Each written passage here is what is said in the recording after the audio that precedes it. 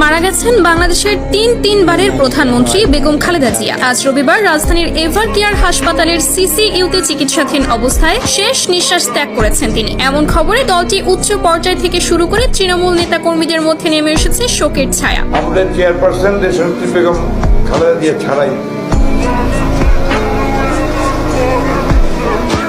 Sorry আপনারা একটু বন্ধ করেন।